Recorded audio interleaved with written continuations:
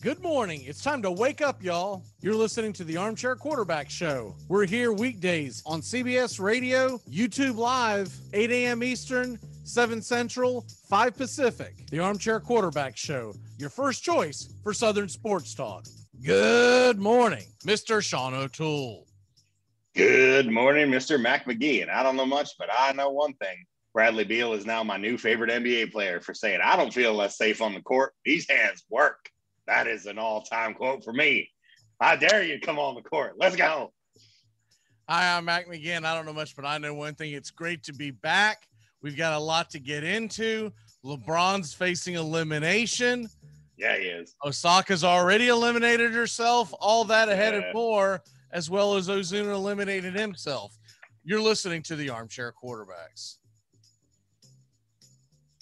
I know a lot about the law and various other lawyerings. I'm well educated, well versed. I know that situations like this, real estate wise, they're very complex. Actually, they're pretty simple. The forms are all standard boilerplate. Okay, well, we're all hungry. We're going to get to our hot plate soon enough. All right. But let's talk about the contract here. Sorry, I forgot. Where did you go to law school again? Well, I could ask you that very same question. I went to Harvard. How about you? I'm pleading the fifth, sir. I'd advise that you do that. And I'll take that advice into cooperation, all right? Now, let's say you and I go toe-to-toe in bird law and see who comes out the victor. You know, I don't think I'm going to do anything close to that, and I can see clearly you know nothing about the law. It seems like you have a tenuous grasp on the English language in general. Okay, well, filibuster. Armchair. Community Access Channel. He's the armchair quarterback. He's full of beer and he's full of snacks. The all-American man. Hey, howdy, hi, top of the morning to you. Welcome to the Armchair Quarterback Radio Show. Mac McGee sitting alongside Sean O'Toole. Sean, how the hell are you, sir, on this glorious Wednesday? You know, I'm having a wonderful day. I'm using the virtual background so that you can't see how empty everything is behind me. So we're moving into our house this weekend, so I'll have probably a different background next week. So I got a lot going on, but it was a great Memorial Day weekend. Nice long weekend. We weren't here to say it, so again, can't stress it enough. Thank you to everyone who's fought for this country, and especially people who've paid the ultimate sacrifice. They should be honored every single day, not just on Memorial Day and Veterans Day. But it was nice to watch a lot of sports, and let's get into it, man, because there's certainly a lot of talk about, some of it happy, some of it not so happy.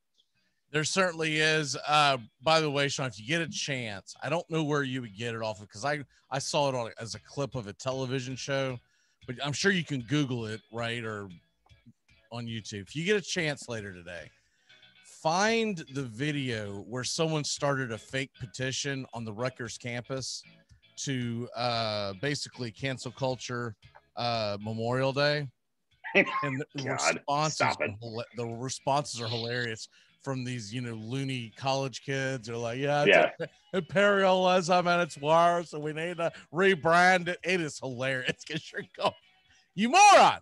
Yeah, for people who don't know where Memorial Day actually came from, it actually came from right after the Civil War, and the freed slaves were actually the first ones to memorialize Memorial Day. It was because of the slaves and the soldiers that were killed in the Civil War. I believe 1868 was the date. But anyways, it's funny as hell to look at these.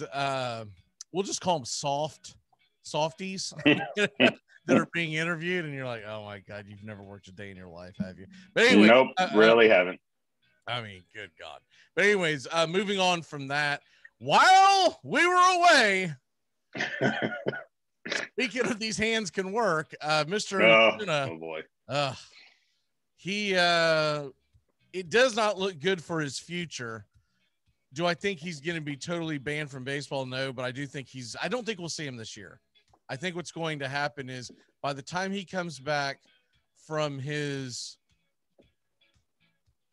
6-week IL stint, right, I think at that point we're going to be looking at some sort of a suspension from MLB. And if history shows us anything, Sean, the last one that we had was The last one I found was OZUNA? Odubel Herrera. I found Odubel Herrera in 2019 was 85 games. Okay, so that's right in the same amount where I was thinking. The one I was thinking of was OZUNA, so maybe Herrera This was 75. Yeah, pretty close. Okay, I knew it was about half the season, and that's what I think. I think it'll be about an 80-game suspension, is what I was going to say. By the time you get back from the injury, there won't be 80 games left in the season, and so that will clear Major League Baseball from having to deal with those bad optics the year it happens, which I think is fair. I'm a diehard. It's fair, and that is their background. I've seen the Felipe Vasquez situation mentioned a few times. That's like completely different. Like that's like some Scarface stuff. Like he's going to prison for like 2 decades. So that's completely different. Yeah, what we're talking about here is a man and woman who have had a violent history. His wife has actually gotten the charges put on her before. Yeah, she's a firecracker. I didn't realize that till I read about it. You might have known that better than I did. Yeah, I didn't have time to respond to the whole thing because I was busy at the time. But when you found out about it and you sent me the text about it, and I said there's more to the story, and you said there usually is, I was just going to leave it at that until today because I didn't have enough time to go through it. But the short of it is, she put hands on him last year. He ended up dropping the charges, but the police did not see it. And that's going to be the difference. Supposedly, if you go by the report, the police walked in on him, having her up against the wall. They said strangulation, but I think that's a little bit bit of a reach. It was more of he had her up against the wall, and then at one point I guess he struck her with his cast hand. Regardless, terrible thing.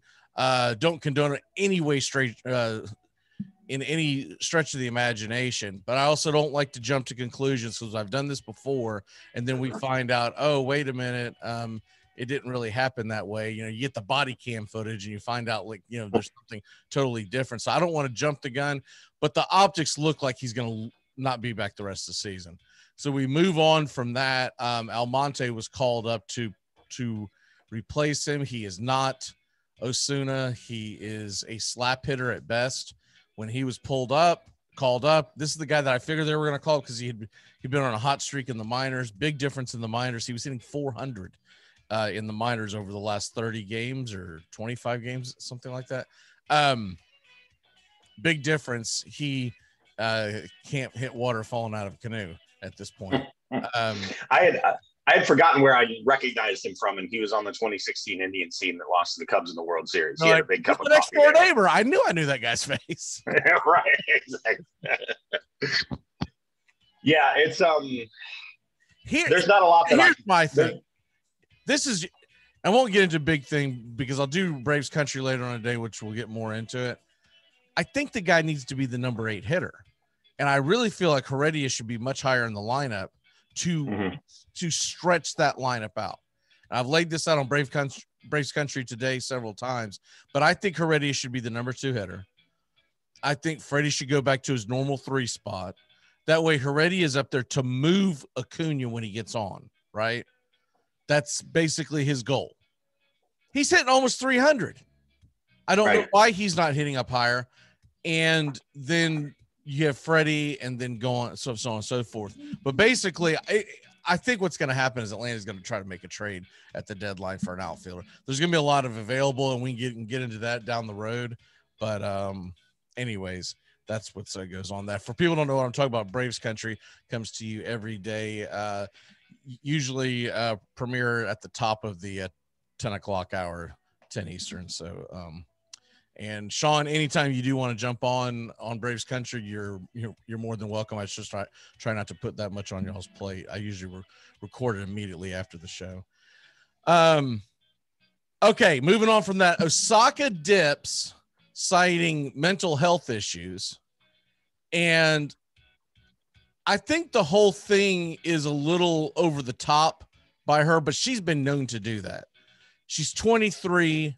She's adored by the fans and the media, and yet she's going to sit here and try to tell us that she didn't want to have any kind of contact with the media because they're just too harsh sometimes. What the hell are you talking about? They've treated you with kid gloves. It's not like you're running for Senate. They're not going to ask you what your stance is on abortion. Like, what the hell are you talking about? But she wants to try to find a way to not have to Marshawn Lynch. I'm just here so I don't get fined, right? I think the whole thing is comical. But here's the part that I want to get your reaction on. Did you hear what Serena Williams said? I did not know. Okay, this is a clip of Serena Williams reacting to Osaka saying that she felt bad about knocking Williams out in 2018, mind you, in a sport where you're supposed to go out and win, right? This is what was wrong with participation trophies, by the way, y'all. Okay, here you go. Whoops, here we go. I think. I wish I could give her a hug. Not everyone is the same. I'm thick, other people are thin. Osaka says she dislikes negative questions, but the press hasn't been hostile. She's a media darling. The press loves Naomi Osaka. The fans do. Her sponsors do. Okay, so that was a clip. I forget the lady's name that was responding at the end, but she's a big-time tennis broadcaster, has been doing it for years. Her name's escaping right now. I can see her face plain as day. But basically, she won a much longer thing that I wasn't going to play because it just took, we only have an hour show, that basically said, I don't know why she's acting like that the media jumps all over her. They adore her, da-da-da-da-da. What say you on this whole really strange story? It is strange. I think this is a generational divide story, and I was much more, I was more persuaded by the tweet and the press release that she put out, where she actually typed out, a good page and a half of very cogent reasons why she doesn't like doing media as much. She was specifically mentioning that she has anxiety speaking in front of large groups, things like that, or doing public speaking. I'm okay with that as an explanation, especially as a young person. Not everybody's comfortable with that. But at the same time, your point is valid as well. The sponsors of these large tournaments, especially in a sport like tennis, that has been really, really hampered by any type of attendance downfall due to the pandemic, and especially at majors, those sponsors have lost a lot of money. Those tournaments have lost a lot of money. It's not a lot to ask for you to do, just the bare minimum of your media obligations. But listen, we could spin ourselves in circles about people with thick skin versus thin skin, and I just think this is a generational thing. Some of the wokers are a little more sensitive than we're used to. They're weak, they're soft. I don't care if she ever plays tennis again, because if she can't get her, she made $50 million in endorsements alone last year. On the cover of 5 magazines. Yep, I know. The people, exactly. She's on the cover of 5 magazines last year. Oh, okay, but I don't want to be, I don't like the media. But the point being, $50 million for these sponsors that pay you to be in front of that mic because they want people to like you, to pull for you when you go out there and you wear, so that they can market you. Yep. Right. Yeah, exactly. Whether you're wearing their stuff all up and down your uniform like a NASCAR driver or not, that's what it is. I don't know who her shoe sponsor is, but we'll just say, Adidas. I think she's Nike, but yeah, I get your point. Actually, that makes sense. But considering Nike, but the point is, whoever her shoe sponsor is, they pay you to be likable, so that when you wear your shoes or their shoes, they will go out and buy these shoes. So, I mean, the whole thing is just pathetic, but I thought it was funny that in a side way, if you listen to that, Serena Williams roasted her. She did. Yeah, she said, I'm thick. Some people are thin. Yep. So, and I don't think she was talking about her ass. Okay. Listen, I have a 14-year-old son who, thanks to my spouse, has a social media account. So this is a fight I fight every week or every other week. We're getting into a generation of superstars who care entirely too much about their mentions and people they've never met before, what they say to them. And it's just something we're going to have to combat. I think she'll get over it. She's a very talented player. This is a bump in the road, and I think she'll be fine. But, you know, if she feels like taking this tournament off to, you know, focus on her mental health is what's best for her, then let her. She's losing out on a lot of money. I mean, those prize purses are no small thing. Well, bye. I mean, I don't care if she comes back, because this is what makes the sport.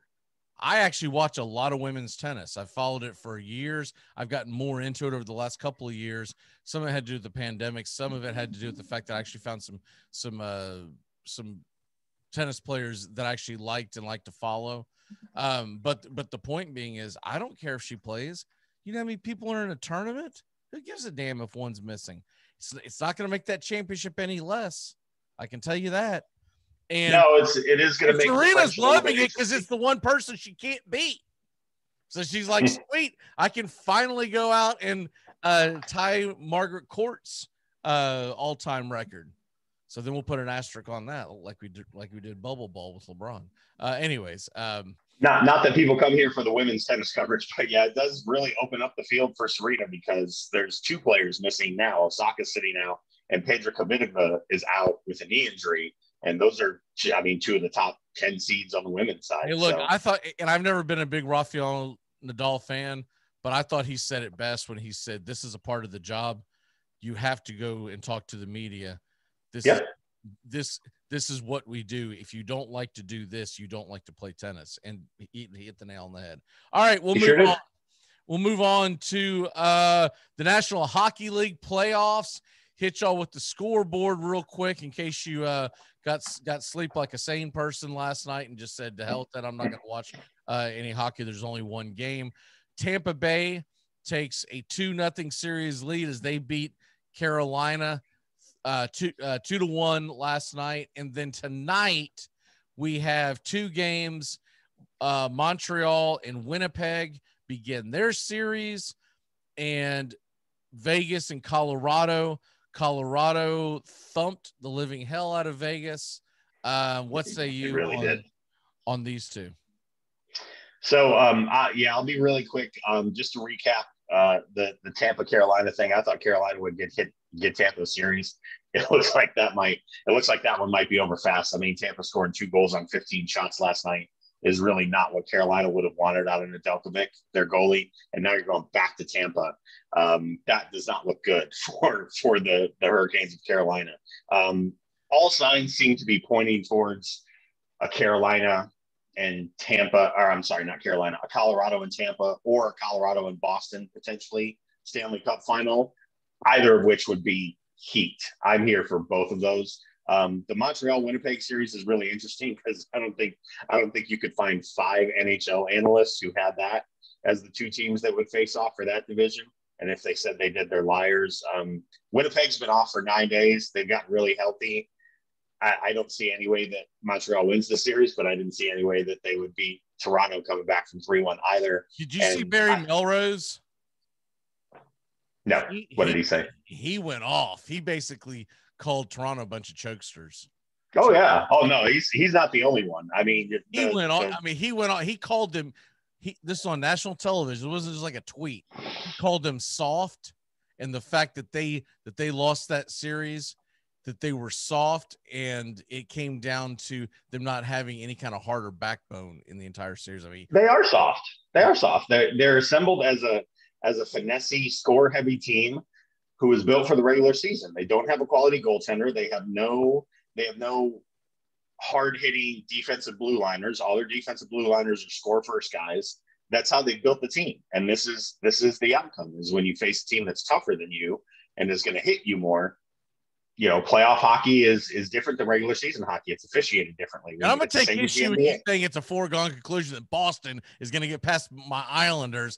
New York is tied 1-1, and it's going back to New York on Thursday. I didn't say it was a foregone conclusion. Well, you said it was Boston or Tampa Bay, and you've been doubting the Islanders all year long. I'm telling you right now, the Islanders are going to give Boston this isn't going to age well. The Islanders are going to give Boston everything that they wanted more, I think they're going to win the series. I would love to see that. I really would, for the fans of Nassau County and the fans of that franchise. I want to touch on something really quick before we get off the NHL, Sure. because you had mentioned last week that you're going to end up hating the Kraken just like you've hated the Golden Knights because of the way they were assembled. I'm going to give a counterpoint to that, but I wanted to take a week to think about it and work it out.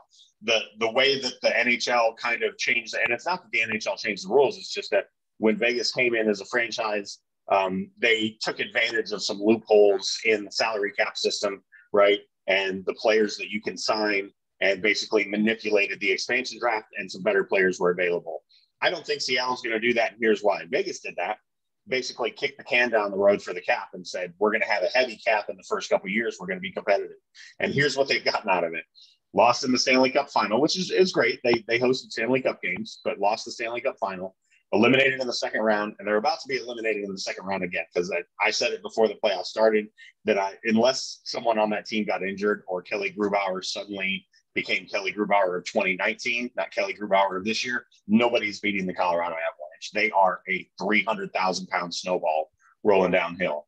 Okay, so that I might don't think be the true, Kraken, but you did make it to the finals. And You did. and you've made it to the playoffs every year. That's a big deal. That's a big deal. Like, in other words, they jumped a few steps, and I guess my point is this: they jumped a few steps. And is that fair to teams like San Jose, Anaheim, Columbus, Buffalo, right? Is that fair to them that you will be able to cherry pick their rosters? I've never liked that. It's not fair, and I don't think Seattle's going to do it, and here's why. The next 2 and really 3 drafts in the NHL, because so many guys didn't come out last year because they didn't have minor hockey league seasons, are some of the most talent-rich drafts, especially in the top 5 that we've had in a decade. I'm talking about Crosby, Malkin level players in the top 3 in each of the next 3 drafts. So I think Seattle will do it the old school way and be bad, because those players are generational players in the next couple of drafts. Just my opinion. I didn't get a chance to respond to it last week. I just wanted to say something about it. So I think you'll like the Kraken, because I think they're going to do it the right way. Well, I'm still going to have a hard time liking the Kraken because it's a stupid name. I love the name. What is it? I mean, let's just call them the fairies, or the any other make believe thing, right? I mean, Nashville's logo is a saber-toothed tiger. You ever seen a saber-toothed tiger in Tennessee? I mean, I know it's a real animal, but it's a real animal, and it's also it was more of trying to find an animal that worked with the name predator. Right. And I got it. They probably didn't want to get cancel cultured, because if you called like a black bear or a grizzly bear, a predator, they'd be like, you don't think about bears' feelings? They're not predators. Yeah. So you have to deal with that garbage. If someone has a stupid name, I have a hard time pulling for them. The Mighty Ducks of Anaheim are never going to be a thing for me. Okay. I'm sorry. I like it, but hey, whatever. Teach their own. Stupid Disney movie.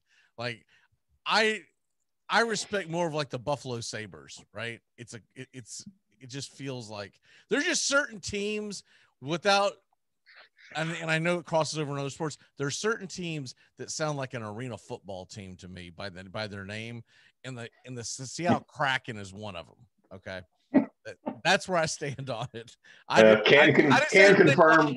I didn't say there's any logic. I just said, this is just the way my mind thinks. And I mean, don't get me started on the fact that there's no lakes in Los Angeles, but there's that, or there's very little jazz in Utah. Yep. How many keeping the original team name from after they absorbed them? Yeah, I'm not a fan of that either. How many Grizzlies are in Memphis? I'll tell you what. When I'm going to go check out some really good music, especially some really good blues music, I go to St. Louis. What the hell is going on here? All right. Anyways, let's go ahead and take a quick break. When we come back, we're going to talk about the NBA playoffs. We're going to talk about some of the teams that are hot, that are not expected to be relevant in Major League Baseball, and more. And I'm going to give you a stunning, this is going to happen on the other side of the break. We'll be back in a flash on the Armchair Quarterbacks. Sorry, Magician's Code.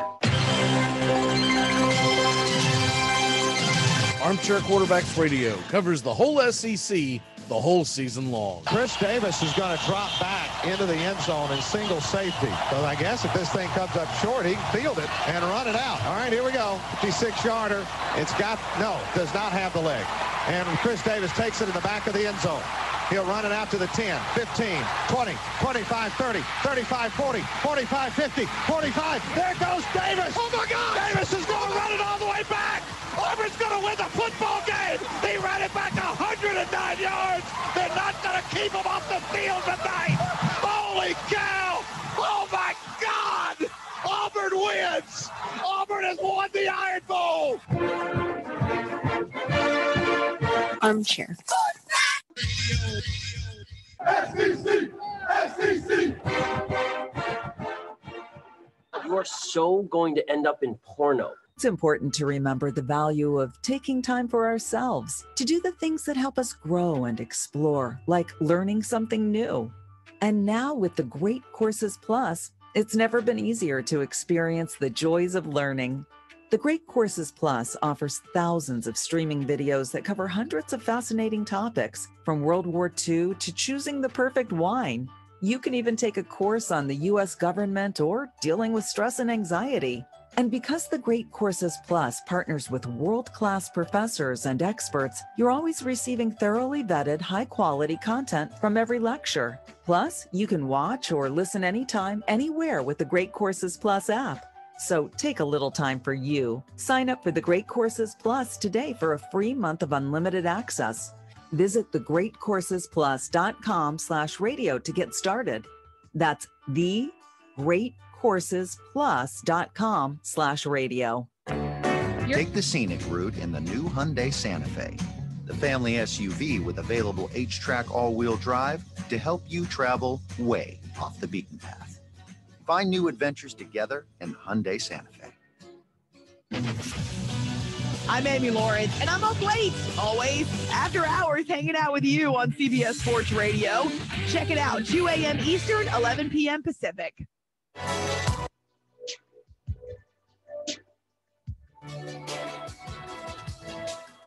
Good morning. Welcome back here on CBS Sports Radio. Sean Toole Wednesdays. And we were talking some hockey, talking some really strange things that happened since we've been off. First show back since last weekend. Programming note as well, just so folks know, we're going to take an extended 4th of July weekend as well. We're going to do a wraparound. We'll be off Friday through Monday. So it's just the where 4th of July lands this year. I don't think a lot of people are going to be going to work or even asked to go to work on the 5th. And then we always usually take off early for the 4th of July. So recharging batteries. Sean, I hope your batteries are charged because probably next week is when we'll really hit the ground running with our predictions. I'm still trying to map it out, how, what team we're going to do each day, but we're going to do predictions all summer long for the National Football League and college football, which isn't that far away.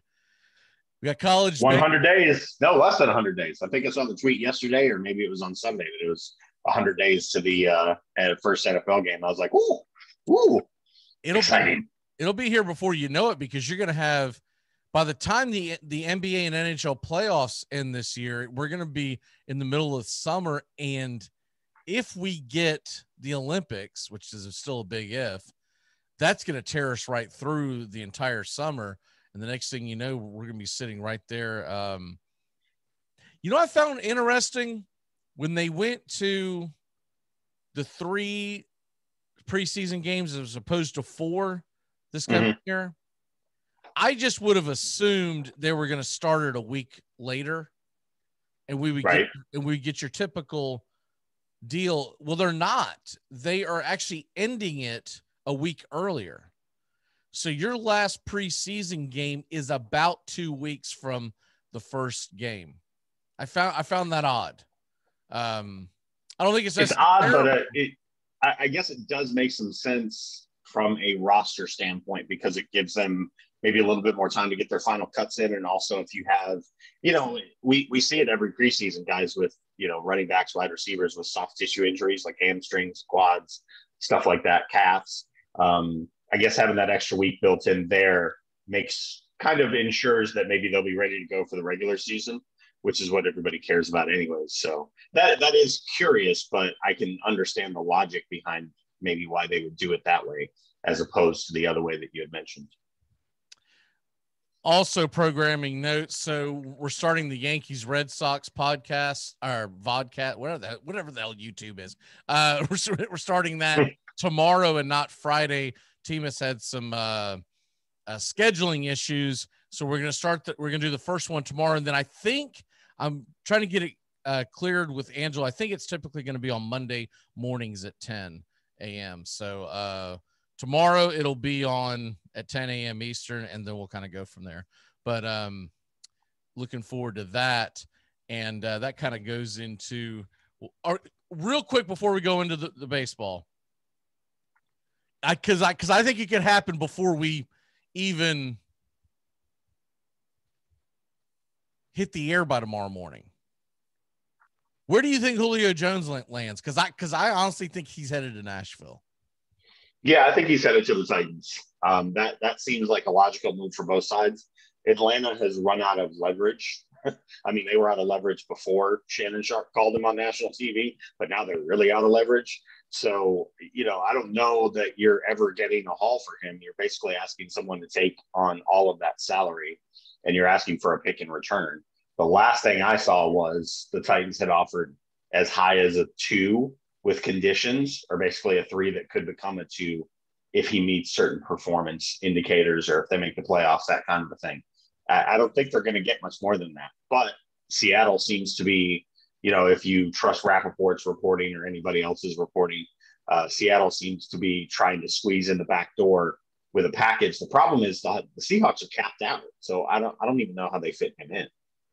I've got a funny fit. Joey thinks he's going to end up in Baltimore, but that's just because he doesn't want to see Julio Jones and Brown going up against the Colts this year. He said, but I mean, if you're Julio Jones, you shoot down any kind of trade going to Baltimore.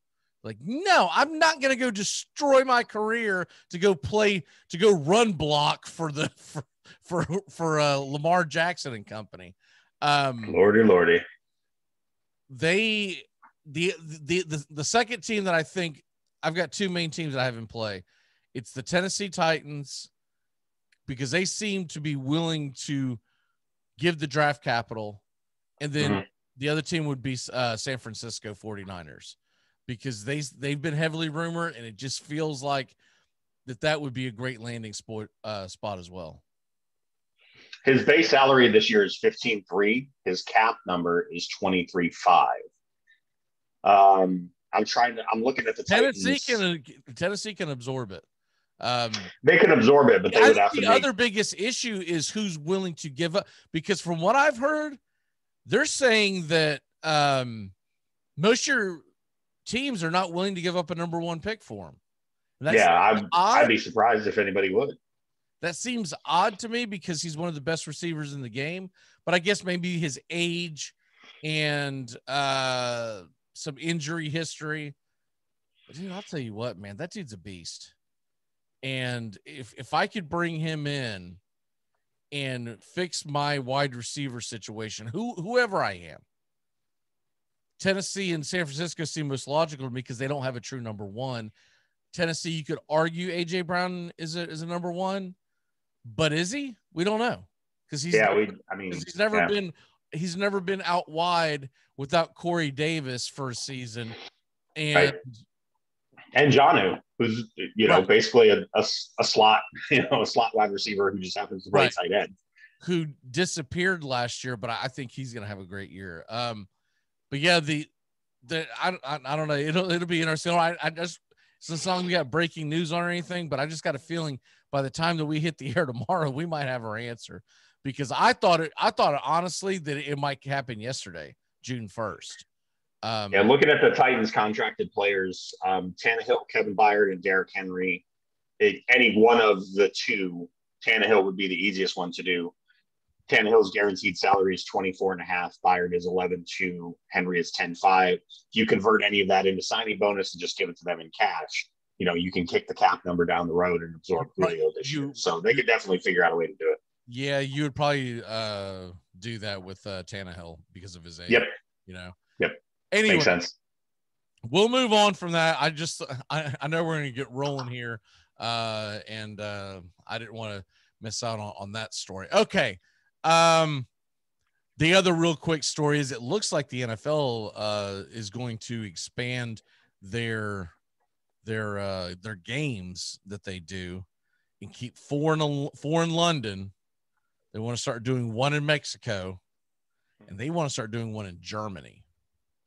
So interesting. Don't think it's great for the league, but that's sitting as a United States nationalist who doesn't give a damn if Germany gets involved in watching our sport, right?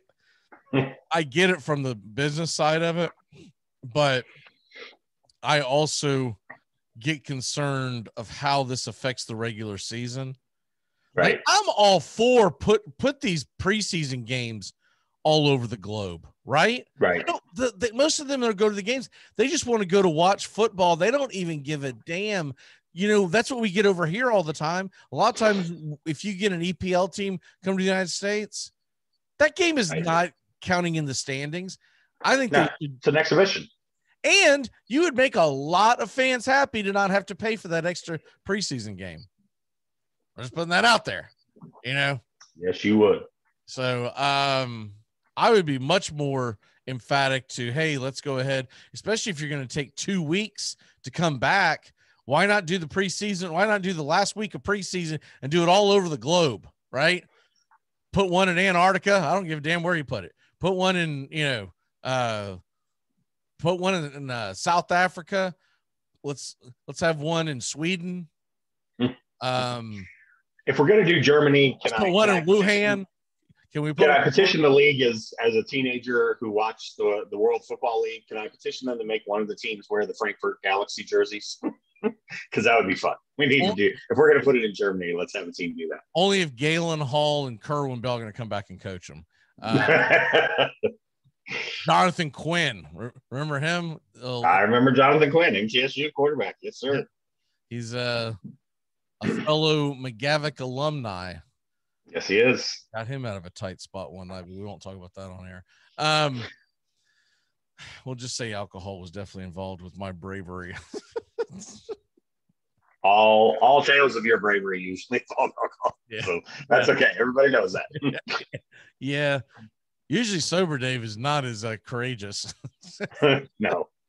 All right, let's move on to Major League NBA. Baseball. Oh, MLB. Okay. The Tampa Bay Rays are scorching hot.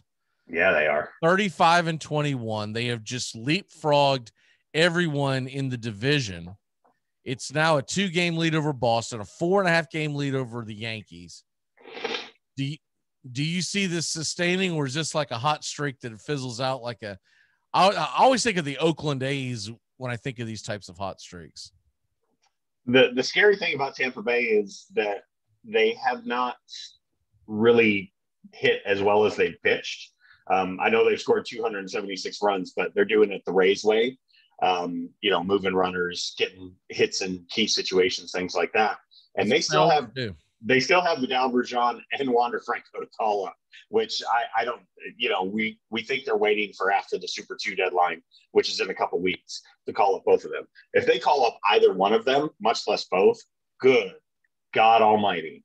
I got a real close look at the Yankees over the weekend as a Tigers fan, where the Tigers just swept them like dogs, like they didn't even show up and get off the bus. The Yankees got some questions to ask themselves, because they really, outside of Cole, do not have a single competent starting pitcher to throw at anyone.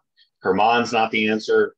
For all the years we've heard about Davey Garcia, he's got an electric fastball and he can't locate anything else. So you can just sit there and wait for 95 to come down the middle of the plate, which is exactly what the Tigers did.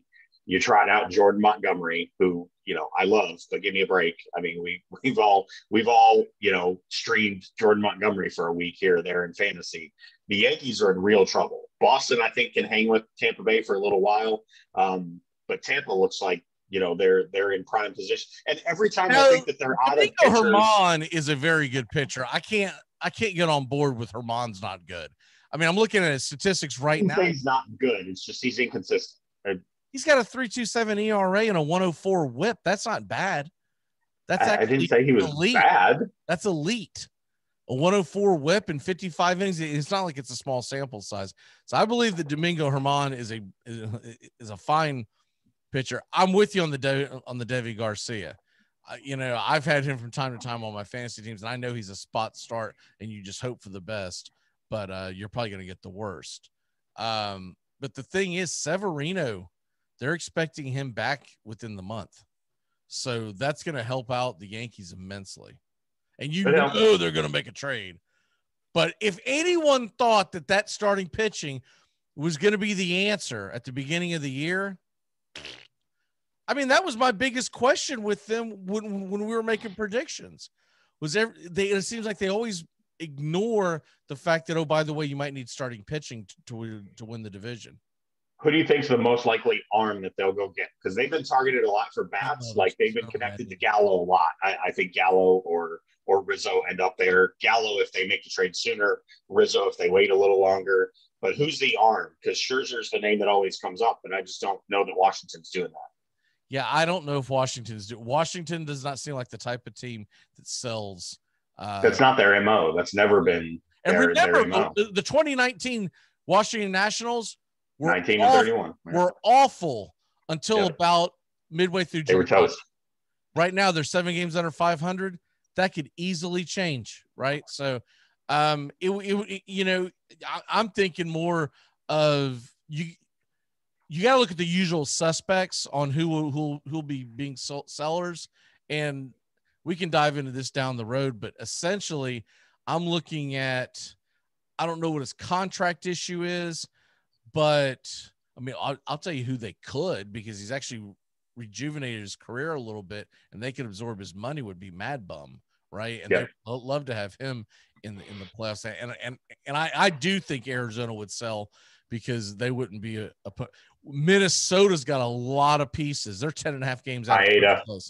Maeda is the first one that comes to mind with me with what you would want out of that. And then, of course, you got to assume the Angels are going to continue to suck BBs. But the problem with the Angels is the reason why they're so bad is because they don't have any starting pitching. So it's kind of hard to trade. Zero. Like I will trade you starting pitching. No. Do not. What will you give? Here. You keep that. What will you give us? What will you give us for Dylan Bundy? I will give you a signed copy of MLB The Show 21. You can send him this way. I will give you money not to put him on a plane. Right. Leave him there. So that's, I guess, as we get closer. Detroit's the other one. Not to make this the Tigers, beat, but Matthew Boyd can be gotten for not a whole lot right now. He's 30 years old. Yeah. He's wanting a big contract after this year. He's someone that I've long thought was going to end. I was going to have to watch him in stripes. So I won't be surprised if it happens. Because the Tigers just want young bats. So, they might do Boyd for Frazier straight up. Moving on, the San Francisco Giants, half game in front of San Diego, 2 games in front of the Dodgers. I'm going to make my claim right now, my unrealistic claim. The San Francisco Giants will be in the playoffs in 2021. It's going to happen. I had this feeling that they're going to be right in there at the end for the division, but I do not believe you're getting a wild card out of the East. And I believe one's coming out of the West and one's coming out of the Central. Because I think when it's all said and done, St. Louis and Chicago are going to go run and hide. And Milwaukee just won't score enough runs. So those 2 teams will make the playoffs one way or the other. You've got San Diego, you've got LA, and you got San Francisco. I just believe they're going to find a way to get through it. And San Francisco is winning it with small ball. They're doing the little things. The most unsung hero of all to you and Steven, Evan Longoria for MVP. Exit Velo. Exit Velo. We need to get a sound bite for that for Saturday. Just every time one of us says it, you press it like the Staples easy button, and it just goes exit velo. Exit velo right into the third baseman's glove. But I just, what say you? Because I think San Francisco is going to find a way, and they will make trades because they do have money. That's a funny thing about people don't realize about the Giants. They have money. They just usually build within, but they've got the ability to make that move. What say you? Yeah, I'm looking up and down their roster, and I'm still just, some of these results from this year just really tickle me. I mean, Buster Posey hitting 315 with a 987 OPS. It's just the ghost of Bruce Bochy. The ghost of Bruce Bochy. They got this kid they just recently started playing in center field, Steven Duggar, in 68 plate appearances, has a 929 OPS. He's at 324. Like, they're just finding these people, and they've really become Rays West, where they've collected all these kind of cast off hitters, and really in some situations, as much as it pains me to say, cast off pitchers. Kevin Gossman was an Atlanta Brave. We saw him as Braves fans. He wasn't this, but they unlocked something that's in there. He was really good the first season he was with Atlanta. The second season he came back around, he couldn't find the strike zone. They cut him. San Francisco picked him up. He still wasn't good that year. That was halfway through 2019, I believe. It was the following season when he re-upped with them, and in 2020. But I'll be honest with you, I put that as well. All they did was play their division and the AL West. How good is he really? He's pitched phenomenally.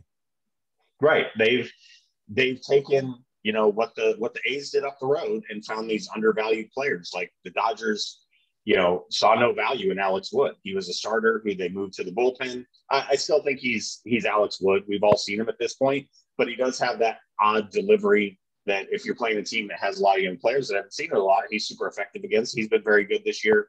They've got this dude Rogers out of the bullpen who's got the Chad Bradford thing going where he's almost unhittable. They just built this team really smart. And I agree with you. I think they're going to be there at the end. They're going to be heard from. They've got tons of games against Colorado and Arizona, who, let's be honest, are not trying to win baseball games right now. I haven't given up on Kansas City. Kansas City's still gonna get. Kansas City's still hanging around. What's going to help them is if other divisions beat each other up. So that takes me to the last one before we get into the NBA playoffs. Seattle. You believe in this team? Because I absolutely do not. I believe this is smoke and mirrors. And then they get the terrible news yesterday of Kyle Lewis is once again done for the season. This is the same knee he hurt 3 times when he was in the minors. This is actually really concerning. It's dumbfounding that this, I hate to say it, but I'm starting to think that this is going to be one of those names that 10 years from now, you're going to go, what the hell ever happened to that guy? Right. Yeah. It's going to be the Jerome Walton rookie card, because he was the rookie of the year last year. So, right.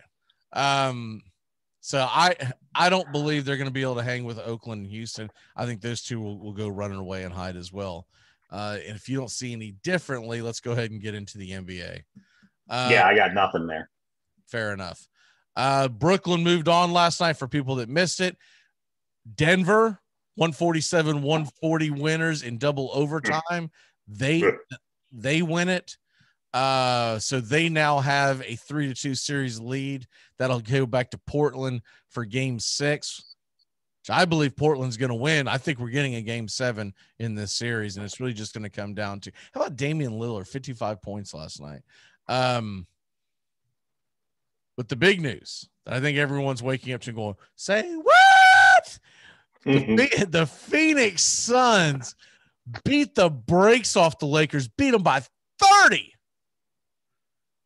What say you? As it's DEFCON 1 at NBA headquarters, and I saw a lot of funny tweets this morning of people with Adam Silver holding the phone and a quote above his, a little thought bubble above his head, going, "Hey, make it go 7, make it go 7." I love it. I hope Phoenix closes them out in Los Angeles. LeBron. Ain't gonna happen. It's probably going to go 7 because we'll know right away, right? In the first 3 minutes of Game 6 in Los Angeles, DeAndre Ayton has 2 fouls in the first 3 minutes. The fix is in. Like Tim Donaghy's on the phone. We will know by the time that they tip the ball off because if AD is not on the floor, game over. I don't see how they're going to beat Phoenix without him. I never had a groin strain, but of all the sports I can imagine you would not be able to play with a groin strain, basketball is probably at the top of the list. Like there's just the way, you're running up and down on a hardwood floor with those shoes, the way you have to move with your feet set. I don't see any scenario where the Lakers are going to be able to win if they don't have Anthony Davis. 0. Yeah. Look, I called that before the series ever started, but that was really just wishful hoping, right? If the Suns move on, then we only have one more villain to get rid of in these places, and that's the Brooklyn Nets, right? Yep. If we can get rid of the Nets in the next round, which possibly could happen, because you're talking about them having to face off against Milwaukee.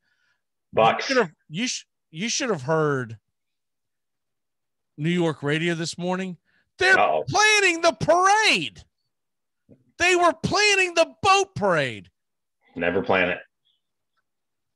Because they beat the Celtics 4 out of 5 games. Celtics are dogs, and they quit before this series started. They had no chance. Jaylen Brown was out. Jaylen Brown's out. I was actually impressed that they actually won a game in this series. I didn't think there was any way in hell that was going to happen. And Tatum had to score 50 to win, to win one game. So they're going to be in for a rude awakening, Nets fans, because, you should have heard it. Not only were the guys on the radio planning the parade, the fans were calling in because they've already given up on the Knicks, we've got 4 elimination games tonight. 4. There's a very good chance that we're going to wake up tomorrow and 3 elimination games tonight. The 4th one, Dallas and Clippers is tied. Yeah, right. That's 2-2. Right. But I think Utah closes it out. I think Philly closes it out even without Embiid. And I believe the Knicks may force a game 6.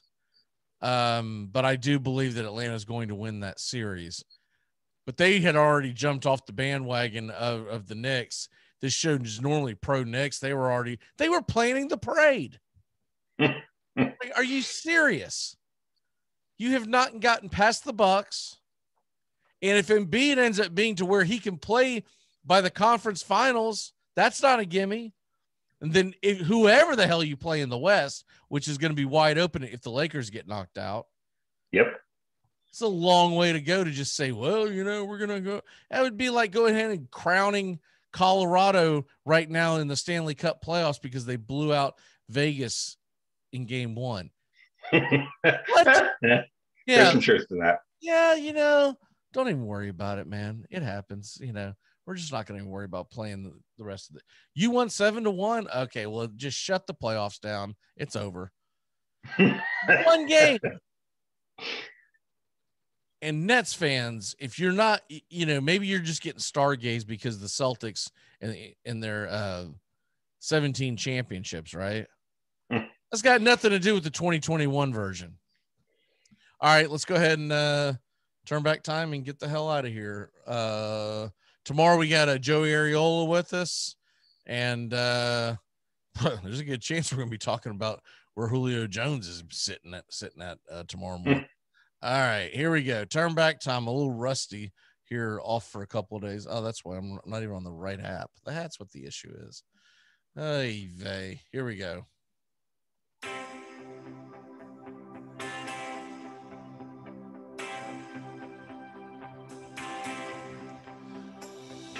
All right. This is just a funny, I don't even know why this is on my blotter, but on this date, 1933, FDR authorizes swimming pools built inside the White House. What's funny about that, if you really want to think about it, 1933, right in the middle of the pandemic, I mean, not pandemic, excuse me, right in the middle of the Depression. FDR's in there building building swimming pools in the White House. Can you imagine the water cooler that morning after that hits the newspapers? He's doing what? I'm out here in a line for bread and soup. Also on this date in 1942, not only one of the greatest baseball players, but one of the greatest aviators of all time, Red Sox star Ted Williams enlists into the United States Navy. So felt like that was appropriate considering coming off the weekend that we just came off of. Okay, birthdays.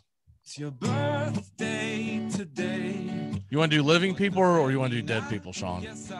Let's do living people, please.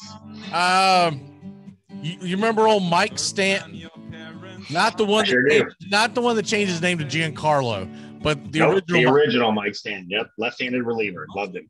For the Yankees, yes, sir. 3-time World Series champion and was in the All-Star game in 2001. Happy 54th birthday to Mr. Mike Stanton. Here's one of your favorites. You libtard. Abby Wambach is 41 years old.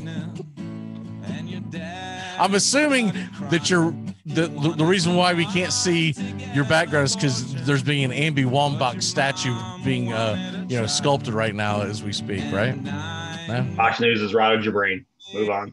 And I don't know how many Steve Smiths there are that are good at sports, but I'm starting to think that, everyone's firstborn should be named Steve Smith no matter what your last name is. Steve Smith is 32 years old today, an Australian cricket batsman. I guess he's I was about to say 32. Wait a minute. They said he's got the test batting rate. Oh, yes. We got analytics for cricket. Test bat rating of 942nd is the second of all highest of all time, Sean. Stick that in your pipe and smoke it. I've got cricket analytics. Take that for data. I'm telling you, it seems like every other day there's a Steve Smith that played something that it's their birthday. Or it's always like, what? Because obviously I always go to the football Steve Smith. But, of course, remember there was the famous basketball player, Steve Smith. Yep. Michigan State. Yes, sir. What is your walk-off for the day, sir? Really quick, 2-part walk-off. Happy 12th anniversary to Armando Galarraga and Jim Joyce. This is the 12th anniversary of the Imperfect Game, which is probably one of my 5 favorite Tigers moments, even though it's bittersweet for some. I think it's a great representation of, the need to just forgive and remember that people are human. It's an all-time moment in baseball history. That game more impressive than any no-hitter ever pitched. Perfect games mean more. And for all my NHL heads out there, tonight is the draft lottery. I'm never not amused by the NHL messing up the draft lottery. Arizona doesn't even have a first-round pick, but they're listed in the lottery odds because they forfeited their first-round pick for breaking combine rules. The Red Wings, I hope, get the number 1 pick, but probably won't. They'll probably get like 7 or 8. So watch the NHL draft lottery if you can tonight, because it's always bound to be interesting. So what happens if they win it? There's a redraw. Oh. It's the hell kind of stupidity is that? Just take them out of the drawing. Listen, if anybody watched it live with me last year and saw me go ballistic when the Red Wings came in 4th and the Rangers supposedly legitimately got the number 1 overall pick for Alexis Lafreniere, it's comical. It should be fun. That is crazy. My walk-off for today is this is the first of what is going to become an annual event. It is Lou Gehrig Day in Major League Baseball. Throughout Major League Baseball, they will honor Lou Gehrig. It's more of for ALS awareness. So, calm down, cancel culture. You can't give him any kind of credit. He was born before 2000. But Lou Gehrig, what the hell of a guy. And the fact that he was the original Iron Man before, or the Iron Horse as they called him before Cal Ripken. He's always been one of my all-time heroes. And it's always overlooked, Sean, that Lou Gehrig, because he died of his disease, about how phenomenal of a baseball player he was. Phenomenal. 340 lifetime average, almost 500 home runs. Most definitely would have hit 500 if it wasn't for the disease. And then, of course, a 6-time World Series champion. The only one who can scoff at that is like Yogi Berra. That's my. During the pandemic, we did rankings of all-time underrated players, and I gave Hank Greenberg. Lou Gehrig's probably the only person more underrated all-time than Hank Greenberg. So there you go. And we are bringing back the Hall of Shame in the Armchair Hall of Fame. I just haven't gotten the details down, but we will get that done. I know I talked about that several weeks ago, and I just haven't gotten organized with it, but we will bring that back. All right, brother, great job. We will see you Saturday, 10 a.m. Eastern for the payoff pitch, fantasy analytics. If you want to watch a couple of nerds beat up on the dumb jock, it's a good show for you to watch, because that's pretty much what Sean and Steven do. They like to just find things that just infuriates me. But I brought cricket analytics to the table today. This week, we're going to go over pitchers' hard hit rate. See everybody Saturday. All right. Yes. Goodbye, sweetheart. Well, it's time to go.